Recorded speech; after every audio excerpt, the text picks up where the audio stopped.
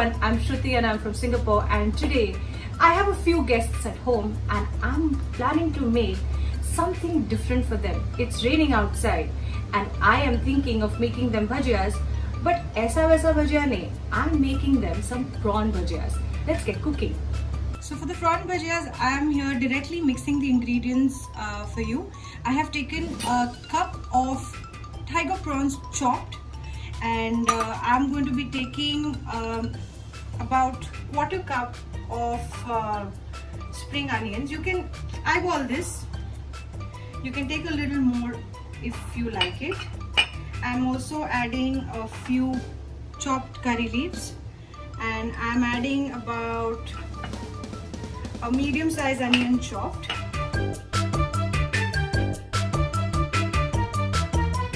I'm also adding chopped coriander. This is your preference. I like a lot of coriander in my bhajiyas. And I'm also taking a little lemon juice.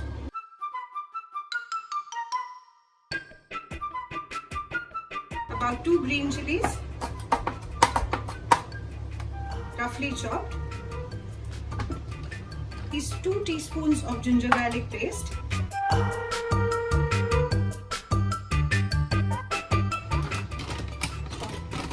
I'm adding about half a cup of besan. Now I'm adding half a teaspoon of haldi, a teaspoon of red chilli powder,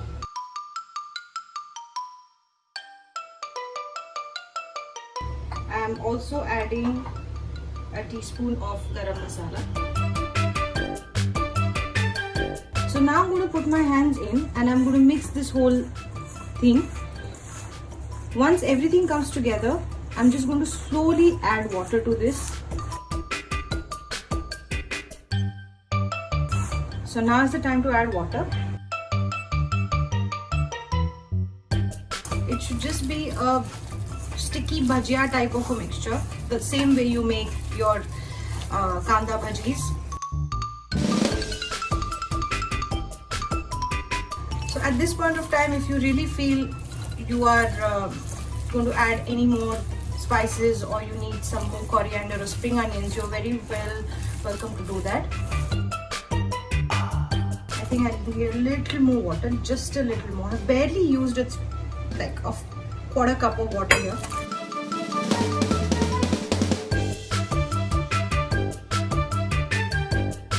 I've just taken about half a teaspoon of more salt. And yeah, the mixture looks good to go. As long as you're getting a small ball, a sticky ball like this is how it's supposed to look. It's messy, yes, but that's how a bhajia is. Because if you make it a dry mixture, it won't be crispy or it won't taste really nice. So now I'm going to start frying them. I've preheated my oil. Make sure your oil is not hot, and just make small balls and drop them in the oil. The smaller the better, because you need them to cook from inside. I'm just going to lightly move them, and you can see that they're looking amazing. And what a perfect snack for a rainy evening. Just keep them lightly moving around so they evenly get cooked and they get a golden brown color as well. So you can see the color that is now a little more darker than before. So prawns generally don't take a long time to cook, but just make sure you're not deep frying them in extremely hot oil, because there are great chances of the prawns remaining raw inside. You don't want to fall sick after that. So just make sure you're spending time just frying them evenly. So this will take you around 2 to 3 minutes, depending on how big the prawn is and how long it takes to cook. So generally about 3 minutes it should be done. Your flame has to be small, and You make sure that you're frying this really patiently. I think it's good to go now. So now these bhajiyas are ready and I want to show you how they look completely cooked and yummy from inside. So you can see the chunks of prawn and you can see everything that has been cooked well. And you can serve this with ketchup or hari chutney or mayonnaise. So enjoy your rains, enjoy your bhajiyas and have a good time. Thank you. For this, I'm gonna take some tomatoes. I've taken 3. Depending on the quantity that you want, you can use more. So I'm gonna remove the head of the tomato.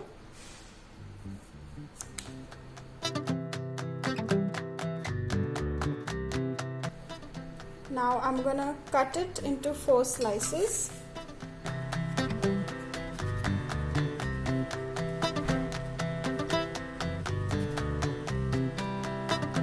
I'm gonna cut the rest of the tomatoes like so.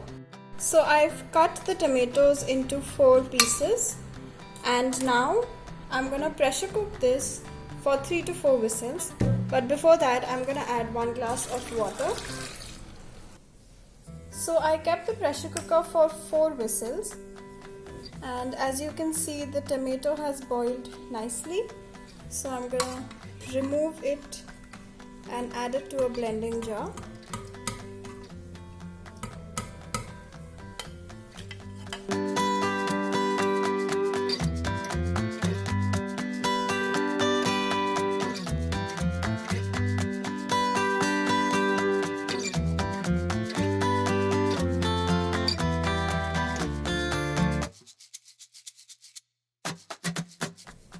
Now you don't have to waste this tomato stock here, so I'm gonna just add it in a cup and we're gonna use it later. I'm gonna tell you how.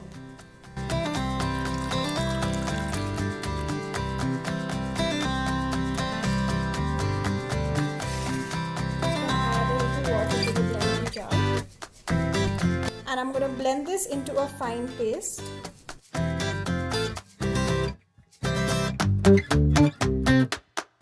So my tomato puree is ready and now I'm going to take a sieve. I'm going to add the paste to it. We'll add it in batches.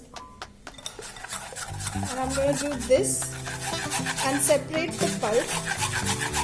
So you want to make sure that the end product that you get should be very fine and there shouldn't be any tomato pulp.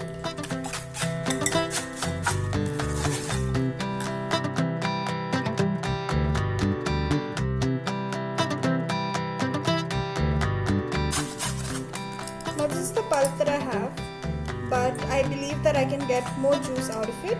So I'm going to use the tomato stock that I have here and I'm going to add it to this. This way you'll make sure that you do not waste anything.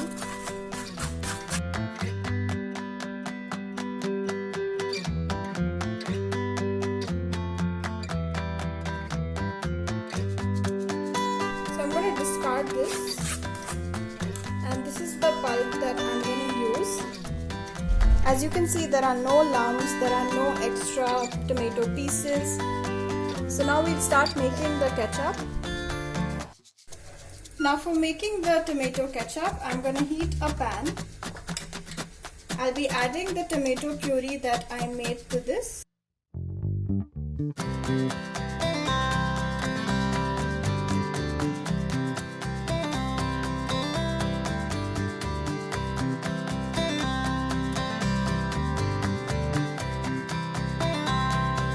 I'm just going to let it heat up.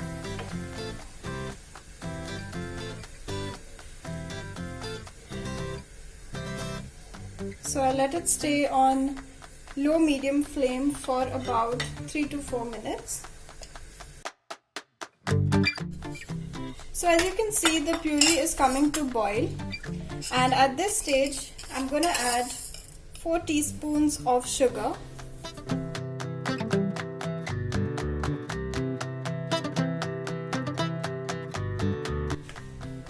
add some salt. This is about 1 teaspoon of salt. To this, I'm gonna add some tamarind juice. This is to give the ketchup a tangy flavor. And 1 teaspoon of Kashmiri red chilli powder. This is just for the color. So I'm gonna mix it all well.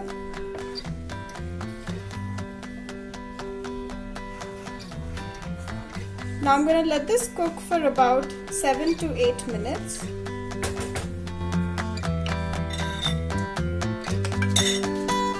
But before that, we need to add some white vinegar. I'm gonna add some white vinegar. That's 1 tablespoon of white vinegar.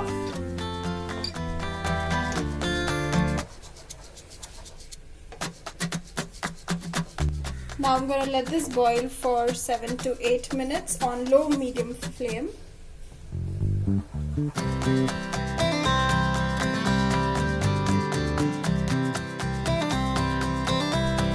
So as you can see, after 8 minutes the puree has completely reduced and the ketchup is ready. So I'm gonna switch off the flame.